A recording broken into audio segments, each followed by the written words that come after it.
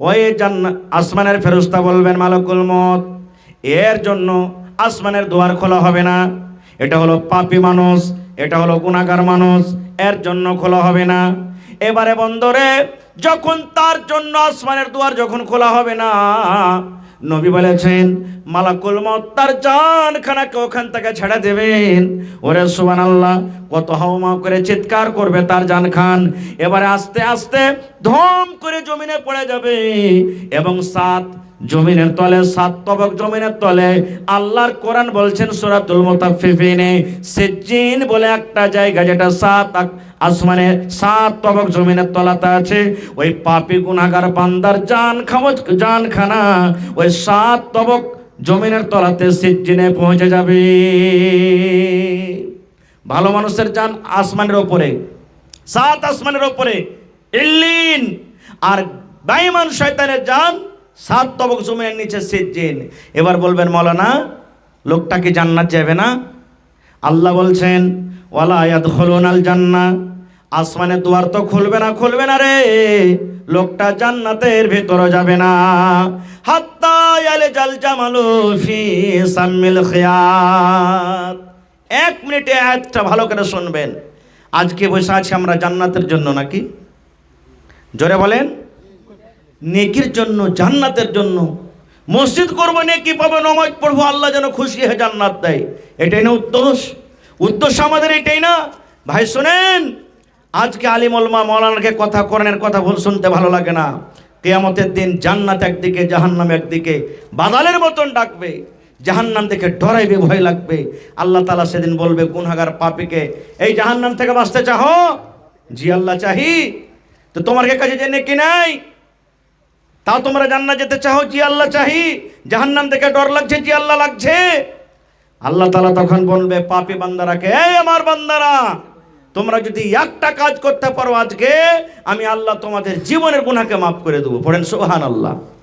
একটাই কাজ। আল্লাহ রাব্বুল আলামিন বলবেন বান্দারে, তোমরা দুনিয়াতে নামাজ পড়নি, আমি আল্লাহ মাফ করে দিব। রোজা রাখনি, আমি আল্লাহ মাফ করে দিব। দান করনি, আমি আল্লাহ মাফ করে দিব। দুনিয়াতে যত জেনা ব্যভিচার করেছ রে বান্দা, সব আমি আল্লাহ মাফ করে দিব। কিন্তু বান্দারে, আজকে যদি একটা মাত্র কাম করতে পারো, আমি আল্লাহ রাব্বুল আমিন তোমাদেরকে জান্নাত দান করব। যতটি লোক এখানে বসে আছেন, 1 কিলোর কইল যেমন হয় 5 কিলো হয়ে গেল। হাজি মাওলানা কেমন কথা বলছেন? দুনিয়াতে ভালো আমল না করবো, কিয়ামতের দিন একটা আমল করলে জান্নাত চলে যাব? জি, এটাই না মনে হয়েছে নাকি? আপনারা তাইয়ার হয়ে থাকেন, কামটা কি শুনেন একটু। সুবহানাল্লাহ। আল্লাহ রাব্বুল আলামিন ফেরেশতাকে বলবেন, ফেরেশতারে, একটা তোমরা কাম করতে পারবে রে ফেরেশতা? জি আল্লাহ পারবো। আল্লাহ কিয়ামতের দিন একটা ফেরেশতাকে বলবেন একটা উট নিয়ে এসো, একটা ফেরেশতাকে বলবেন একটা তোমরা সুই নিয়ে এসো। সুইয়ে কত বড় ছিদ্র থাকে, ফোঁটা থাকে। আল্লাহ রাব্বুল আলামিন ওই সমস্ত পাপী গুনাহগারকে বলবে বান্দারে, এই সুইটা তোমরা চিনতে পারছো? এই সুইটার পিছন দিকে যে ছিদ্র আছে, ফোঁটা আছে, এ যে দড়ি পরিয়ে দুনিয়াতে কত তোমরা বোরা শিয়াল ছিলে, একবারে এমন দিয়েছ, একবার ওমন দিয়েছ, একবারে এমন দিয়েছ, মন থেকে বের করেছ। আল্লাহ বলবেন আজকে তোমরা কে সুদা দিতে হবে না। এই আমার বান্দারা তোমরা শোনো, এই সুইয়ের পিছন দিকে তোমরা যেটা ছিদ্র দেখতে পাও, ফোঁটা দেখতে পাও, এই যে তোমাদের সামনে 8 মণ 10 মণ ওজনের একটা উট, এই উটটাকে তোমরা এক হাতে নিয়ে নাও, আর এক হাতে সুইটাকে তোমরা নিয়ে নাও। পাছা দেখতে পারো তো আগে পাছা দেখতে ভরো, পায়ের দেখতে পারো তো পায়ের দেখতে পারো, মাথার দেখতে পারো তো মাথার দেখতে পারো। এই আমার বান্দারে, যে দিক তোমাদের ইচ্ছা তোমরা এই সুয়ের ছিদ্র দিয়ে পিছন দিয়ে উটটাকে তোমরা এক দিক দিয়ে দাও, আর অন্য দিক দিয়ে তোমরা বের করো। এই কাজটা তোমরা যদি করতে পারো রে বান্দা, আমি আল্লাহ রাব্বুল আমিন তোমাদেরকে জান্নাত দান করব। এই কথাটা শোনার পর তখন সব মানুষ কইবে, আল্লাহ এটা কি করা যায়? সামান্য এত বড় ছিদ্র আর এত বড় উটকে কেমন করে পার করব? আল্লাহ রাব্বুল আমিন তখন বলবে, বান্দারে, যখন তোমরা এই সুইয়ের পিছন দিক দিয়ে উটটাকে পার করতে পারবে না রে বান্দা, আমি আল্লাহ হইয়াও তোমাদেরকে জান্নাত দিতে পারবো না। সুবহানাল্লাহ। ভাই মুসলমান, তাহলে নেক আমল কত বড় জিনিস আমাদেরকে জানতে হবে। এ ভাই মুসলমান, তাহলে মত একটা এমন জিনিস, মত থেকে আমরা কেউ বাঁচতে পারবো না। আজ হসপিটালে চলে যান, কোনো মানুষকে মুসিবত হয়েছে, ডাক্তার বলছেন এত টাকা খরচ হবে, জমিন জায়গা বাড়ি ঘর এদিক ওদিক বিক্রি করে আমরা তাকে বাঁচার জন্য চেষ্টা করি, কিন্তু মত থাকলে মরে যাই, মত থেকে আমরা বাঁচতে পারি না। তো একদিন দুনিয়াতে এসেছি, দুনিয়া থেকে আমাদেরকে একদিন আল্লাহ বলেন সেই দিন তোমার জন্য আসমানের দুয়ার খোলা হবে না। আল্লাহ বলছেন যারা আমার আয়াতকে মিথ্যা মনে করে অহংকারী করে চলে, কি করলিবে মৌলবীরা রে, কি করলিবে মোড়ল, কি করবে মুখিয়া, না মানবো শরীয়তের কথাতে কি হয়ে যাবে, এরকম যারা অহংকারী করে, আল্লাহ বলছেন যে যেদিন তুই মরবি সেদিন তোর জন্য আসমানের দুয়ার খুলবে না। এটা কেমন কথা? এটা বোঝার জন্য একটা হাদিস আপনাদের সামনে বলছি। বারা বিন আযিব রাদিয়াল্লাহু তাআলা একজন সাহাবী, উনি বলছেন যে লোকটা মরবে ও কিন্তু জানতে পারবে দুদিন চার দিন একদিন আগে থেকে যে এখন আমি মরবো, আমি মরবো। ভাই মুসলমান, বাস আমি 2-1 মিনিট আগে শেষ করছি, তারপর ইনশাল্লাহ আপনাদের উদ্দেশ্যের দিকে আমি চলে আসব। এবারে যে লোকটা মরবে, মরার কিছুক্ষণ আগে যদি নেককার হয়, লোকটা ভালো সলে হয়, আল্লাহর জান্নাতের ফেরেশতারা তার সামনে বসে থাকবে। যেমন আজকে বসে বসে জালসা শুনছেন, এরকমই জান্নাতের ফেরেশতারা তার চোখের সামনে থাকবে যতদূর নজর যাবে। মালাকুল মউত আসবে, শর্টে বলছি, মালাকুল মউত আসবে, দেখবে আরে এই তো নেককার লোক, ভালো মানুষ, ওর পঞ্জরে বসা পর্তন বলবে এ ভালো নাফস এসো, বাড়াও, দেহ ছেড়ে দাও, এ রুহ চলে এসো তুমি, ওর জান খান কবজ করবে। আর জান্নাত থেকে একটা রুমাল নিয়ে আসা হবে, এমন সুন্দর খুশবাই করবে রুমাল, এই বেড় দিয়ে প্রথম আকাশ পর্যন্ত চলে যাবেন।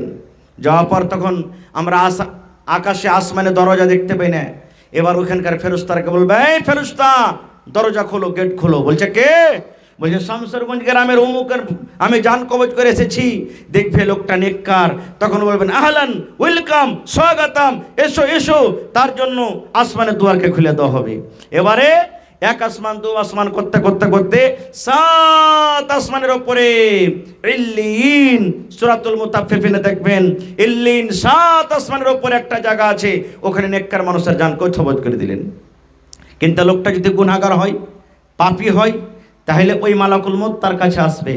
এবার মতের ফেরেশতা যখন আসবে, দেখবে লোকটা গুনাহগার পাপী যে হবে, ওর চোখের সামনে জাহান্নামের ফেরেশতারা বসে থাকবেন। এবার তখন দেখবে আরে এই লোকটা তো পাপী গুনাহগার, দেখো জাহান্নামের ফেরেশতারা বসে আছেন। তখন তাকে ধমক দিয়ে বলবেন এই খাবিস নফস, এই বদনফস, তাড়াতাড়ি করে তুমি দেহ ছাড়ো।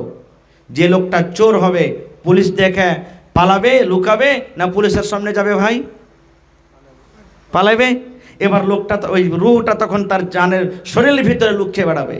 এবারে তখন এমন করে তার বুকের উপরে চড়ে তার জানকে কবজ করবে, কত রকম কষ্ট পাবে বুঝতে পারছেন। আর তার জন্য জাহান্নামের একটা রুমাল নিয়ে আসবে, অতি বেড়া দেওয়া হবে, এমন দুর্গন্ধ করবে মনে হয় দুর্গন্ধতে দুনিয়া ভরে যাবে। এবার তাকে নিয়ে যাবে আসমান পর্যন্ত, বলবে খোলা হোক, আকাশের দুয়ার খোলা হোক। বলবে কে?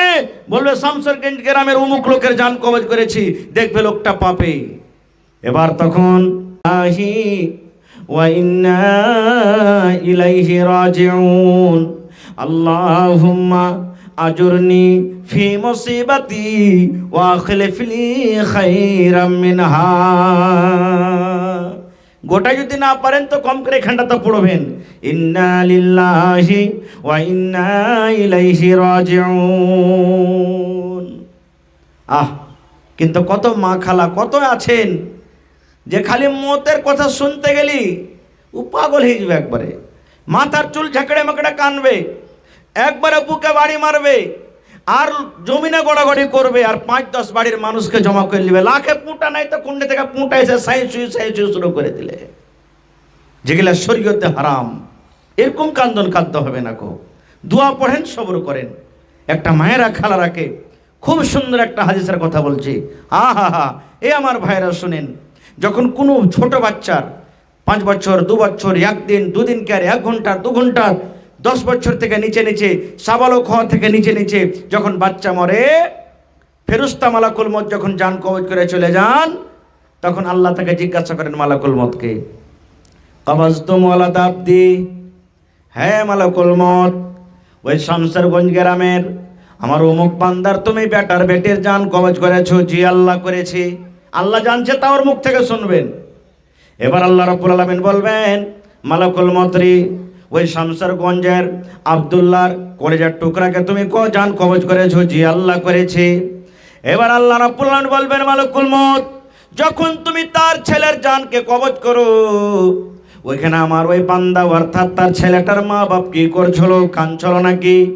এবার তখন মালাকুল মত বলবেন, রব্বুল আমিন, ওরা দোয়া পড়ছিল, ইন্না লিল্লাহি ওয়া ইন্না ইলাইহি রাজিউন, আল্লাহুম্মা আজুরনি ফি মুসিবাতি ওয়া আখলিফ লি খায়রাম মিনহা। আল্লাহ এরকম দোয়া পড়েছিল এবং সবর করেছিল। আল্লাহ রাব্বুল আমিন তখন বলবেন, হে আমার ফেরেশতারে, ওই বাচ্চার মা বাবার জন্য জান্নাতের ভিতরে তোমরা এখন ঘর বানিয়ে দাও এবং ওই ঘরটার নাম তোমরা রেখে দাও বাইতুল হামদ। তাহলে যারকে ছোট বাচ্চা মারা গেছে, ধন্যবাদ, আল্লাহ আপনাকে কিয়ামতের দিন তার বদলা দিবে, খবরদার কাঁদবেন না খো। সুবহানাল্লাহ। মত কি জিনিস রে ভাই? ধরেন স্বামী স্ত্রী এক বাড়িতে, কত কাছেকার মানুষ, দুনিয়ার মানুষ পর হইতে পারে কিন্তু স্বামী স্ত্রী পর হইবে না। আমার আপনার দুনিয়ার সমস্ত মানুষের হচ্ছে কি হয় না? এবার এই মোহাব্বত ভালোবাসা কেমন জিনিস, কখন শেষ হয়? ধরেন কোনো স্বামী মরে গেল, যখন কোনো স্বামী মরে গেল, ঠিক রাত 8টা-9টার সময়তে মরা গেল স্বামীটা কিংবা স্ত্রীটা। এই আমার শামসেরগঞ্জ গ্রামের মায়েরা খালারা শুনেন, ঠিক 8টা-9টা রাতের সময়তে স্বামী মারা গেল, লোকজন বাড়িতে সবাই 1 ঘন্টা থাকলো। থাকার পর যদি স্ত্রীটাকে বলে, হালেমার মাগে, ঝেটনের মাগে, এখন আমরা বাড়িতে চলে যাই, গোটা রাত তুমি তোমার স্বামীকে বসে বসে তুমি জগাও, পারবে? কোন মায়লোক পারবে? ওরে সুবহানাল্লাহ। যদি স্বামীটা বেঁচে আছে, স্ত্রীটা মারা যায়, যদি বলে, আব্দুল্লাহর বাপ, আমরা এখন বাড়িতে চলে গেলাম, তোমার স্ত্রীটাকে তুমি রাতে তুমি জগাও, আমরা ফজরের নামাজ পড়ে আসবো।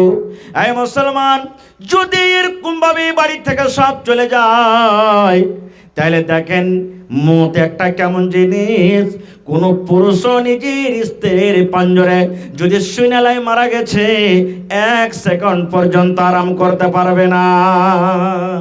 এমন ডর, এমন ভয় লাগবে, লাগবে কি লাগবে না? সুবহানাল্লাহ। মত একটা এমন জিনিস, আল্লাহুস সামাদ।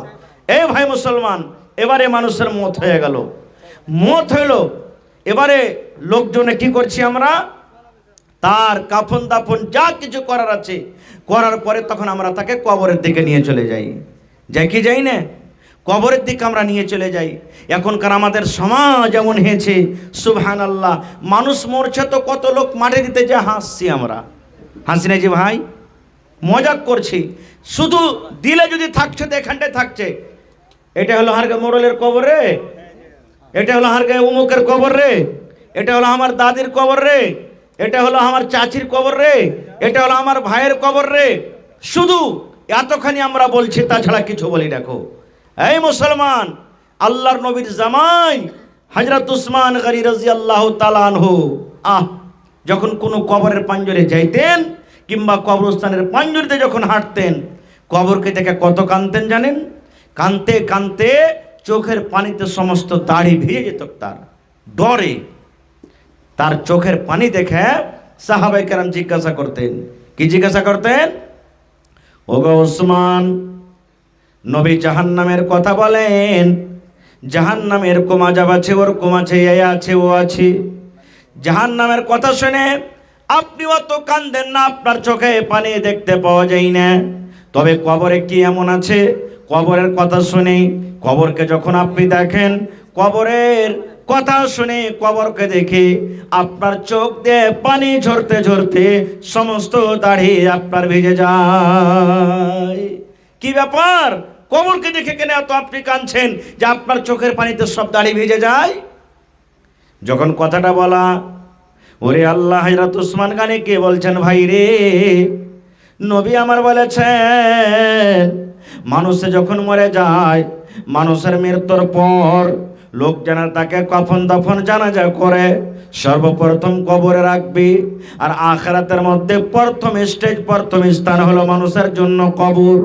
কবর একটা এমন জায়গা, ওরে আল্লাহ, কুটুম যদি বাড়িতে চলে আসে, ভালো বিছানা না দিলে কুটুম নিন্দা করবে, ভালো খানা না দিলে নিন্দা করবে, ভালো বালিশ না দিলে নিন্দা করবে, বিহান বাড়িতে এসেছে, জামাই এসেছে, ভালো কাপড় না দিলে কত রকমের নিন্দা করবে, কত রকমের শরম দিবে। এই মুসলমান ভাইরে, ধনী হন গরিব হন, ওরে আল্লাহ, কবর একটা এমন জায়গা যেখানে কোনো জানলা নাই, যেখানে কোনো খিড়কি নাই, যেখানে কোনো ভালো বিছানা নাই, যেখানে কোনো ভালো বিছানা নাই, ভালো বারস নাই। ভালো বিছানাতে করে আমাকে আপনাকে বাড়ি থেকে নিয়ে যাবে, আর সাথে সাথে যেমনই কবরে নামাবে, ভালো বিছানটা আবার ওপর দিকে আসতে শুরু হয়ে যাবে। হয় কি হয় না? নবী বলেছেন তিনটা জিনিস কবর পর্যন্ত যায়, তিনটার মধ্যে একটা সাথে যাবে, আর দুটা আমার আপনার সাথে সাথে ঘুরে চলে আসবে। বলবেন তিনটা জিনিস কি যে মাওলানা? দয়ার নবী বলেছেন, এক নম্বর হলো মাল। আমি আপনি যেদিন মরে যাব, মাল আমার সাথে যাবে, আপনার সাথে যাবে। দুই নম্বর হলো গ্রামের মানুষ, লোকজন যারা আমার আপনার জানাজাতে শরীক হবে। তিন নম্বর হলো আমল। নবী বলেছেন তিনটার মধ্যে কবর পর্যন্ত তিনজন যাবে, কিন্তু সাথে কবরে মাত্র একটাই থাকবে। তিনটার মধ্যে হলো একটা কি? মাল। মাল প্রথমে আমার আপনার সাথ ছেড়ে দিবি। মাল বলতে কি? যে মরন্ত খাটেলে যার দাম হলো 40, 50, 60 হাজার টাকা দাম, যে বালিশ, যে বিছানা, যে ক্যাথা আমাকে আপনাকে শুইয়ে নিয়ে যাবে, ওই গাড়িটাতে নিয়ে যাবে যে গাড়িতে তেলে চলবে না, যে গাড়িতে বাইরিং লাগা নাই, যে গাড়িতে চাক্কা নাই, চারজনে আমাকে আপনাকে ঘাড়ে করে কবরে নিয়ে যাবে। ওটা হলো মাল। নবী বলেছেন যেমনই কবরে মানুষটাকে, লাশটাকে রাখা হবে, আগে লাশটাকে টানবে, আর দুজন তিনজন পিছন থেকে মালটাকে টেনে নেবে। টানে কি টানে না? তাহলে সুবহানাল্লাহ, আমার আপনার 4 হুইলার, 2 হুইলার, সব বিলার সব শেষ। এবারে খাট মানে দাওলাত সর্বপ্রথম শ্বাস ছেড়ে দিল। 2 নম্বরে বিসমিল্লাহ বলে যত গ্রামের লোকজন যাবেন, মাটি দিবেন, চলে যাবেন, মাটি দিবেন, চলে যাবেন। তাহলে কবরে মাটি দিবেন, ওখানে আমার আত্মীয় স্বজন, আপনার আত্মীয় স্বজন যাবেন, মাটি দিবেন, আর এক কথা বলবেন, কাহা আহবাব নে দফন কে ওয়াক্ত अब हम वहाँ का हाल क्या जाने, कब्र तक आपकी ताज़ीम कर दी, आगे आपके आमाल जाने। कहा अहबाब ने दफन के वक्त अब हम वहाँ का हाल क्या जाने, लिहाज तक आपके ताज़ीम कर दी, आगे आपके आमाल जाने। सुभान अल्लाह। बेटिर बिया হয়, ভাতিজির বিয়ে হয়, বহিনের বিয়ে হয়, যখন বিদায় করবেন কত কান্দে। বাপের ঘাড় ধরে, ভাইয়ের ঘাড় ধরে, মার ঘাড় ধরে, ভাবির ঘাড় ধরে, দাদে নানির ঘাড় ধরে কান্দে কি কান্দে না? কেন কান্দে? আল্লাহ মহিলারাকে খুবই শক্তি দিয়েছে সবর করার। কেন কান্দে জানেন? ওরে সুবহানাল্লাহ, আমি বাপের বাড়িতে 15 বছর, 16 বছর, 18 বছর, 20 বছর থাকলাম। আমি এই বাপ ছেড়ে, মা ছেড়ে, বোন ছেড়ে, ভাই ছেড়ে, ভাবি ছেড়ে, বাড়ি ছেড়ে এমন একটা বাড়িতে চলে যাব যেখানে আমার জন্য নতুন, আমার স্বামী, আমার শাশুড়ি আমার জন্য নতুন, আমার জন্য বাড়ি নতুন, সব নতুন। ওখানে আমি থাকতে পারবো কি পারবো না?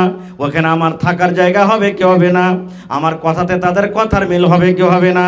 এই ভাবা চিন্তা করে কান্দে। এই মুসলমান, ওই বেটি জানদে, ওই বেটি জানে, ওই বোন জানে আমি 2 দিন পর, 5 দিন পর আবার এই বাড়িতে ঘুরে চলে আসবো। মাঝে মাঝে বাপের সাথে দেখা হবে, ভাইয়ের সাথে দেখা হবে, এগুলা থাকা পর, দেখা পর কান্দে। কিন্তু বন্ধুরে, এই আমাদের মধ্যে কত এমন লোক আছেন, মা কবরে চলে গেছেন, আব্বা কবরে চলে গেছেন, দাদু দাদি কবরে চলে গেছেন, কত আত্মীয় স্বজন কবরে চলে গেলেন, আজ পর্যন্ত দেখা দূরের কথা, ফোনে 2টা কথা পর্যন্ত হয় না। হয়েছে কি?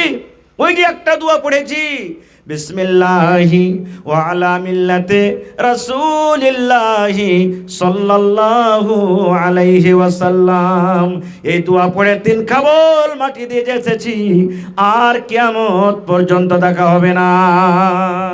হবে? হবে না ভাই? হবে না। তাই হযরত উসমান বলছেন, ভাই আমি এই জন্য কবরকে দেখে কাঁদছি। নবী বলেছেন মানুষের আখিরাতের মধ্যে সব থেকে প্রথম হলো মানুষের জন্য কবর। কবর থেকে কবরে পরীক্ষা করা হবে, আজমাইশ করা হবে, ইমতিহান নেওয়া হবে। যে কবরের পরীক্ষাতে পাস সব জায়গাতে পাস, আর যে কবরের পরীক্ষাতে ফেল সব জায়গাতে ফেল। এই জন্য আমি কান্দি। উসমানটাকে আপনারা জানছেন, হুঁশিয়ার মানুষ, পড়ালেখা মানুষ, আমার মৌলানাকে জিজ্ঞাসা করবেন। নবী যে 10টা সাহাবীর নাম দুনিয়াতে নিয়ে বলেছেন জান্নাতে যাবে, কয়জন? 10টা যা কাশরাই মুবাশশারা বলা হয়েছে। হে আলী তুমি জান্নাতে যাইবে, হে উমর তুমি জান্নাতে যাইবে, আবু বকর তুমি জান্নাতে যাইবে, সাদ তুমি জান্নাতে যাইবে, সাইদ তুমি জান্নাতে যাইবে। এই করে করে নবী উসমানের নাম ডাকতে বলছেন, উসমান রে তুমি আল্লাহর জান্নাতে যাবে। দুনিয়াতে জান্নাতের সার্টিফিকেট পাইলেছেন, যে দুনিয়াতে জান্নাতের সার্টিফিকেট পেয়েছেন ওর কিসের ভাবা চিন্তা ভাই? এরকম সাহাবী কবরকে দেখে কাঁদছেন, আর কত কাঁদছেন, চোখের পানিতে দাড়ি পর্যন্ত ভেজে যায়। আর আমরা কি করছি? আমরা যাচ্ছি রাস্তা দিয়ে, মাখনার ফলগুলা কত বড় বড় হয়েছে বে।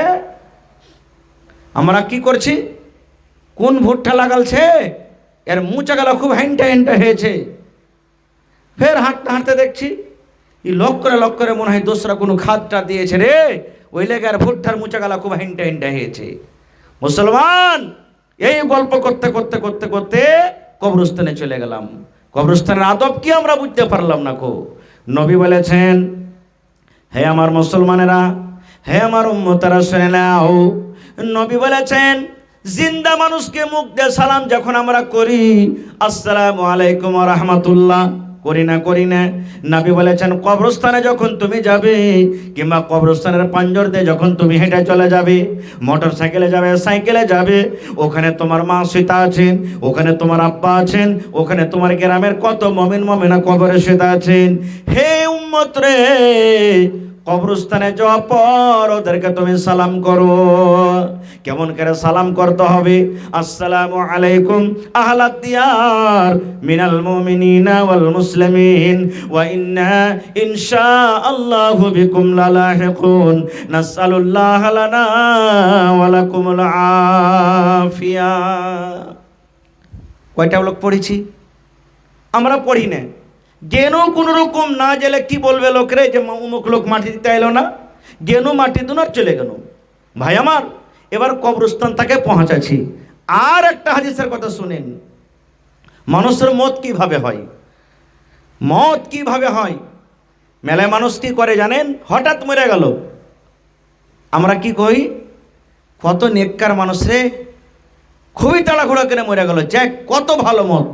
না, আলিম উলামারা বসে আছেন, জিজ্ঞাসা করবেন এরকম মত থেকে রসুল বাঁচতে চেয়েছেন। কোনো মানুষ এমন আছেন যে বেমারি আছে, বেমার হয়ে গেছে, আমরা কি করি, হ্যাঁ ই ঠেকে ঠেকে খেয়েছে সবকে, না এখন বাড়াইছে সবার, এগুলোও ভুল বলতে হয় না ভাই। খবরদার এরকম কথা বলিয়েন না, আল্লাহ কাউকে আজমাইশ পর্যন্ত করেন। তাও আল্লাহুস সামাদ একটা আয়াত আপনাদের সামনে বলেছি, আল্লাহ তাবারাক ওয়া তাআলা কোরআনে বলেন, ইন্নাল্লাযীনা কাযযাবু বিআয়াতিনা, আল্লাহ রাব্বুল আলামিন বলেন যে সমস্ত মানুষেরা আমার আয়াতকে মিথ্যা মনে করে, আমার আয়াতকে, কোরআনকে, দিনকে ঝুট্টা মনে করে, ওয়াস্তাকবারু আনহা, এবং অহংকারে করে চলে, ঘামান করে চলে। তারপরে আল্লাহ রাব্বুল আলামিন বলেন ইন্নাল্লাযীনা কাযযাবু বিআয়াতিনা ওয়াস্তাকবারু আনহা লা তুফাত্তাহু লাহুম আবওয়াবুস সামাই, যেদিন তুই মরে যাবি রে মা নাদা, চলে যেতে হবে। ভাই আমার, মসজিদ কি জিনিস? মসজিদ কি? মসজিদ কাকে বলে? একটা সহিহ হাদিস আপনাদের সামনে তুলে ধরি।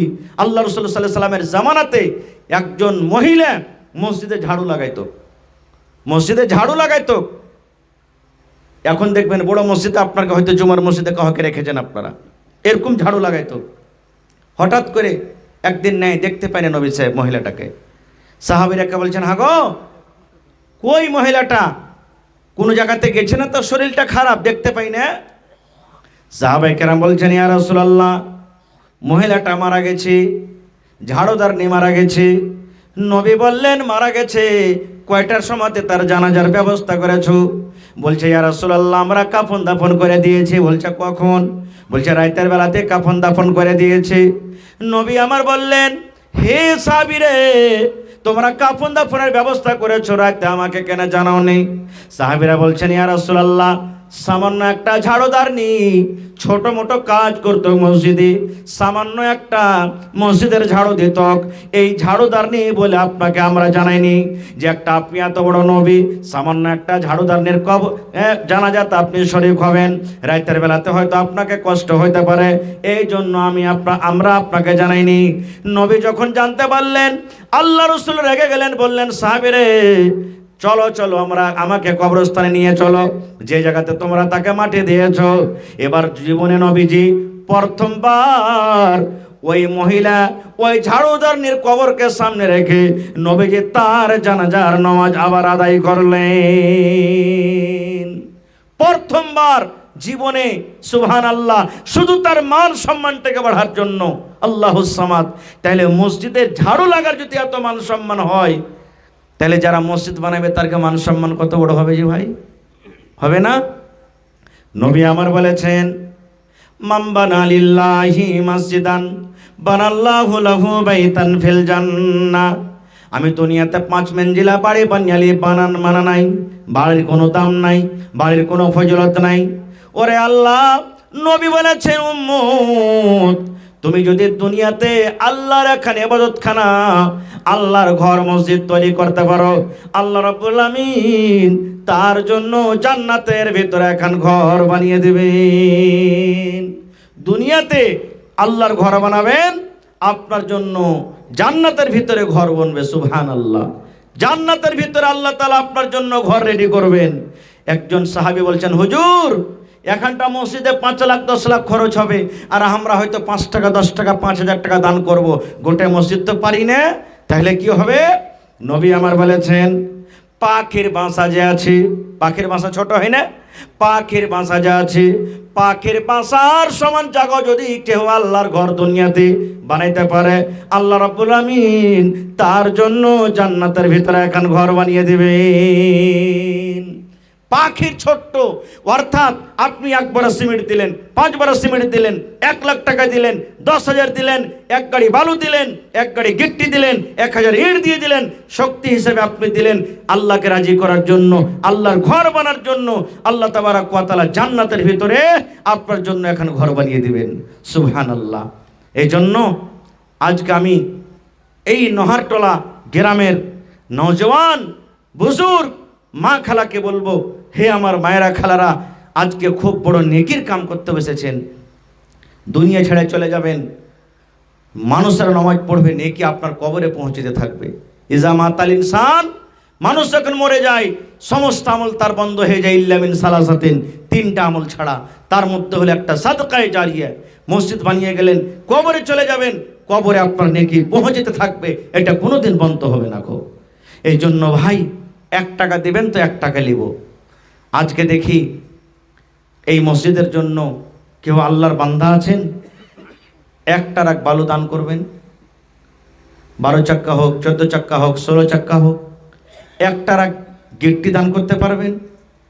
আল্লাহর বান্দা কেউ এমন হইতে পারবেন?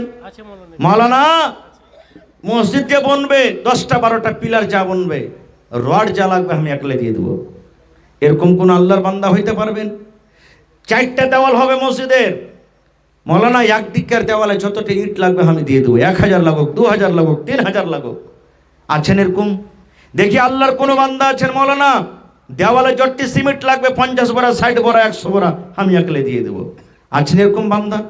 ভাই আমার, মেলায় জায়গাতে, মেলায় জালসাতে কেউ মায়েরা খালারা জমিন পর্যন্ত দান করেছেন, ভাইয়েরা দান করেছেন।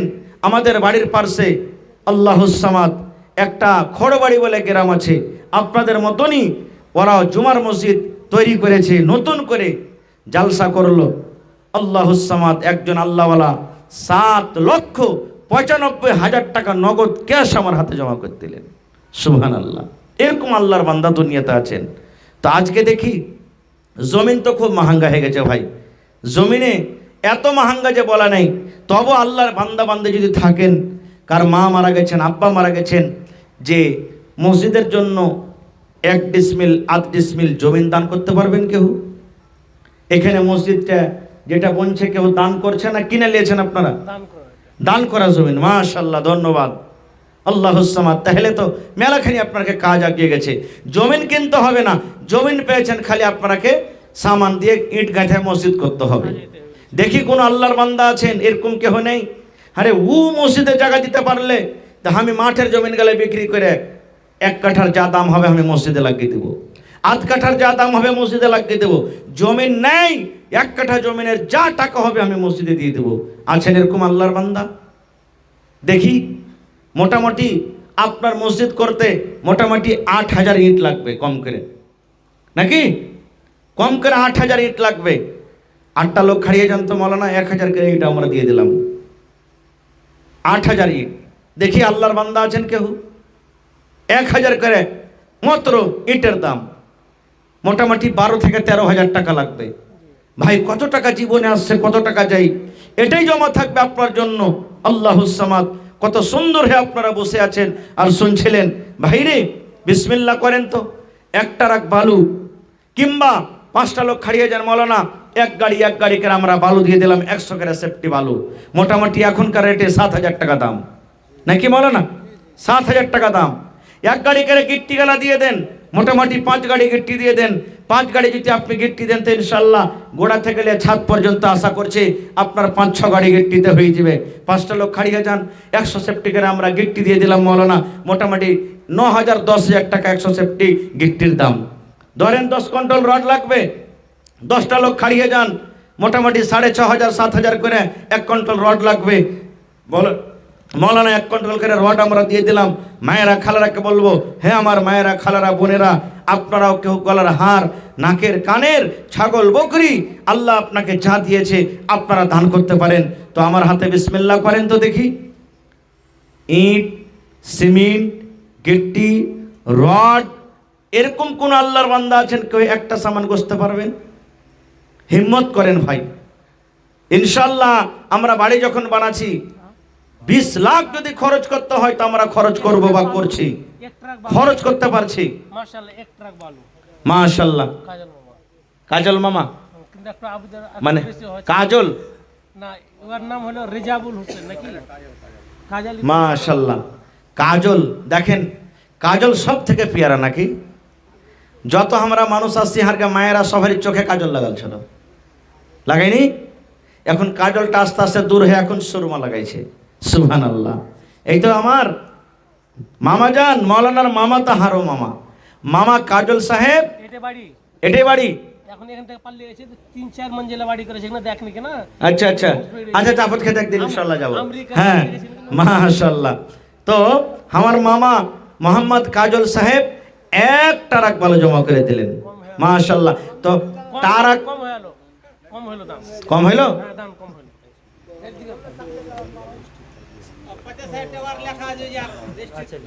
जमीन का रजिस्ट्री खर्च भी वही देगा। माशाल्लाह माशाल्लाह। देखें একটু জোরে বলেন নারে তাকবীর। আমি জানি আগে বলেছি এটা শামসারগঞ্জ আছে, এখানকার মানুষ দান করতে ভালো, শুনতে খুব ভালো। সুবহানাল্লাহ। দেখেন মামু মোটামুটি 50,000 টাকা এই জমিনের রেজিস্ট্রি খরচা উনি দিবেন যখন রেজিস্ট্রি হবে, এটা গোছে দিয়েছে। ওপরে থেকে 1 ট্রাক বালু, তো চাক্কা কোন গলা মানে যেগুলো নিবে মানে যা বালু লাগবে ইনশাআল্লাহ দিয়ে দেবে, এটাই মনে করেন। হ্যাঁ একটা কথা, বালুর কাম হয়ে গেল আপনাকে, বালু যে গোটা লাগবে দিয়ে দিবে ইনশাআল্লাহ তাআলা। মাশাআল্লাহ। আরে ভাই বালুর হয়ে গেল এরকম। আর কাজল মামুর জোড়া কি হবে না যে গিট্টি কইছে নিতে পারবেন? একটা লোককে হয় না এরকম আল্লাহর বান্দা, ইনশাআল্লাহ হবে। হিম্মতে বান্দা মদদে খোদা। মসজিদে নববী যেখানে বইনা আছে মদিনাতে, কেউ আছেন এখানে? হাজী সাহেব হজ করতে গেছিলেন, দেখেছেন কোনো মাদানী সাহেব না আছে? দেখবেন নবী যখন মদিনা পৌঁছলেন মসজিদ বানাইতে হবে, সাহাবে কেরামকে মাশওয়ারা করলেন। তো যেখানে এখন মসজিদ আছে এই জায়গাখানটা 2টা ইয়াতিম বাচ্চা সাহাল এবং সোহেল, তো ডাকা হলো ওরাকে। নবীজির সামনে বলছেন, আরে বাবা এই জমিনখান কার? বলছে হুজুর আমাদের জমিন। বলছে বিক্রি করবে না? বলছেন না, আমাদের দরকার নাই। নবীজি বললেন, বিক্রি যদি চাহো তো করে দাও তোমরা। ইয়াতিম বাচ্চা দুটা বলছেন, হুজুর কি করবেন? বলছে এখানে আল্লাহর ঘর হবে। যেমন কথাটা শোনা, ইয়াতিম বাচ্চা দুটা বলছেন, ইয়া রাসূলুল্লাহ, বিক্রি করব না, আল্লাহর ঘরের জন্য আমরা দুটা ভাই এই জমিনকে আমরা ওয়াকফ করে দিলাম। নবীজি বলছেন, না, তোমরা বিক্রি করো, তোমাদের দান লাও হবে না। খো ইয়াতিম বাচ্চা দুটা বলছেন, ইয়া রাসূলুল্লাহ, কেন লিবেন না?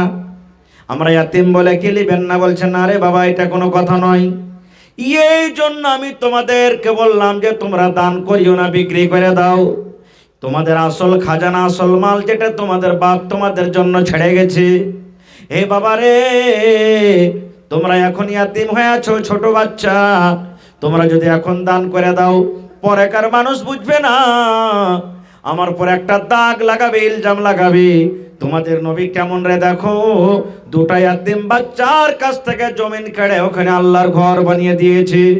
নবী আবু বকরকে ডেকে বলছেন, আবু বকর, মদিনার গলিতে গলিতে জমিনের রেট পাতা করো, আর যত টাকা হবে এই বাচ্চা দুটাকে তুমি দিয়ে দাও। সুবহানাল্লাহ। তা আজকে সাহাল সোহেল কেউ হবেন ভাই? কোরআনে একটা সূরা আছে সূরা মারিয়াম, একটা কোরআনে সূরা আছে সূরা আলে ইমরান। দুটা সূরা মিলিয়ে একটা ঘটনা আছে মারিয়ামের ব্যাপারে। হান্না, মারিয়ামের মায়ের নাম হলো হান্না। হান্না যখন, মারিয়াম যখন মার পেটে, এখন তখন তো ছবি করা মানে আল্ট্রাসাউন্ড করা মেশিন ছিল না, যে চল রে বেটা আছে কি বেটি আছে চাঁচ করে এলি।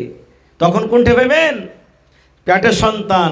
হান্না মা নজর মানছেন কি? আল্লাহকে বলছেন, হে রব্বুল আমিন, আমার পেটে যেটা সন্তান, আল্লাহ, এই সন্তান যখন আমার দুনিয়াতে আসবে, আমি তার কামাই করা খাবো না, আল্লাহ, নকরি করা খাবো না, বিজনেস করা খাবো না। আল্লাহ, আমি আমার এই সন্তানকে তোমার ঘরের জন্য আমি দান করে দিলাম। আল্লাহ, আমি আমার ছেলেটাকে তোমার ঘরের জন্য দিয়ে দিলাম। আল্লাহর কোরআনের কথা বলছি ভাই, সূরা আলে ইমরানে দেখবেন। মা নজর মেনে নিলেন। এবারে দুনিয়াতে আইলো, তখন বেটা না হয়ে বেটি হয়ে গেল। মা নজর মেনেছিল যে বেটা হইলে দিব, কিন্তু হয়ে গেল কি? বেটি। মেলায় মানুষ এখানে আছে, যে এমন এমন মানুষ আছে এখানে যে ওর একটাও বেটা হয়নি, খালি বেটি আছে। রাত দিন উঠতে বসতে ঘুঁচে মারবে মানুষেরা।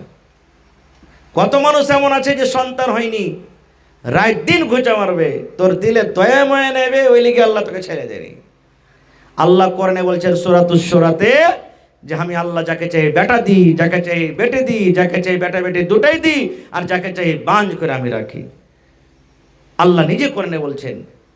তো মা হান্না নজর মারলেন, আল্লাহ বেটা দিও, ছেলে দিও, আমি তোমার ঘরকে দিয়ে দেবো। আল্লাহ ফিলিস্তিনের ঘর, যেটা সুলাইমান নবী বলছেন, ওখানকার কথা বলছি। এবার হলো কি? বেটি। মা হান্না আফসোস করে বসে আছেন, আল্লাহ কি হয়ে গেল? আমি নজর মেনেছিলাম বেটি, আল্লাহ বেটা হলে তোমার ঘরে দিব, কিন্তু বেটি ছেলেকে আল্লাহ তোমার ঘরে আমি কেমন করে দিব? আল্লাহ, বেটি ছেলে বেটা ছেলের সাথে কেমন করে থাকবে? আমার বেটি তো 5 দিন 7 দিন করে মসজিদ যেতে পারবে না, আজান দিতে পারবে না। আল্লাহ, বেটা ছেলের সাথে আমার বেটি কেমন করে থাকবে? আফসোস মনে মনে মেলা এরকম কথা গাইছেন। আল্লাহ রাব্বুল আমিন হান্নাকে ডাকতে বলছেন, হান্না রে, মন খারাপ করিও না রে হান্না, মন খারাপ করিও না। তুমি নজর মেনেছিলে বেটার, কিন্তু আমি আল্লাহ তোমাকে বেটি দিয়েছে। এ হান্না, এটা কোনো সাধারণ বেটি ছেলে নয় রে, এটা কোনো যেমন তেমন বেটি ছেলে নয়, অন্য অন্য বেটি ছেলের মতো এটা বেটি ছেলে নয়। তোমার বেটির মান সম্মান আমি আল্লাহ বাড়িয়ে দিয়েছি, তার ফজিলত আমি আল্লাহ বাড়িয়ে দিয়েছি। এই জন্য হান্না, আমি আল্লাহ আদেশ করি, তোমার এই বেটির নাম তুমি রেখে দাও মারিয়াম, এবং তোমার বেটিকে আমার ঘরের জন্য তুমি দিয়ে দাও। লম্বা ঘটনা আছে, আমি ঘটনার দিকে যাব না। আজ আমি এই শামসেরগঞ্জ নাহারটোলা আমি নওজওয়ানকে বলবো, আমি হার মামু, যেমন কাজল সাহেব 1 গাড়ি বালু প্লাস 50,000 টাকার স্ত্রীর খরচ দিয়ে দিবেন, মা হান্না যদি নিজের ছেলেকে মসজিদে যদি দান করতে পারে, কুরবানি করতে পারে, তাহলে আজকে আপনারা কেন কেউ ইট, কেউ গেট্টি, কেউ ছড় কুরবানি করতে পারবেন না? পারবেন না? পারবেন না ভাই? পরে ইনশাআল্লাহ 2 নম্বরে গাড়ি যদি না পারবেন তো কমসে কম সেফটির দিকে এসেন, 100 সেফটি, 200 সেফটি, 300 সেফটি, এরকম করে করে কমসে কম আপনারা এসেন। পারবে ইনশাআল্লাহ। 5টা লোক আইসেন তো 1000 করে ইটের দাম, 5টা লোক, বেশি লয়, বিসমিল্লাহ করেন তো। যদি পারেন তো একটা লোকে দিয়ে দেন, মোটামুটি 12-50-60 হাজার টাকা লাগবে। যদি পারেন তো একটা লোক দিয়ে দেন, মৌলানা যতটা ইট লাগবে আমি দিয়ে দেবো। আল্লাহুস সামাদ। ভাই এটাই জীবনে কাজ দিবে। আসেন দেখি, আজ দুনিয়াতে আল্লাহর ঘর বানাবেন, কিয়ামতের দিন আল্লাহ আপনার জন্য এখানটা ইট সোনা, এখানটা ইট চাঁদি দিয়ে আপনার জন্য কিয়ামতের দিন আল্লাহ ঘর বানাবে। আসেন, 1 কুইন্টাল রড, 5টা লোক, 1000 করে ইট। মায়েরা খালারা, আপনারাও ইটে শরীক হইতে পারেন, হিস্সা নিতে পারেন। দেখি আমার কোনো মা, খালা, দাদি, নানি আছেন, 2 যা মিলে, 2 বহিন মিলে, 2 কি বলছে রে ননদ মিলে আপনারা হিস্সা নিতে পারেন। দেখি 10 বড়া, 20 বড়া, 50 বড়া করে সিমেন্ট গালা দেন ভাই। সময় আপনারা বেশি করে না নিয়ে চট করে একটু আসেন। মোহাম্মদ নিজামউদ্দিন, বাবলু চেচা, মোহাম্মদ জি। সাহাবুল জাহিরউদ্দিন, জি। তারপর মোহাম্মদ রফিক আর্মি, মোহাম্মদ জাবির আর্মি, এরাকে ডাকলে ইনশাআল্লাহ দিবে এরা। মানে আরবি মানে ফৌজি নাকি? আল্লাহুস সামাদ। দেখেন কত খুশনসিব আপনারা জি, যে আপনার কাছে আর্মিটাও আছে। আল্লাহুস সামাদ।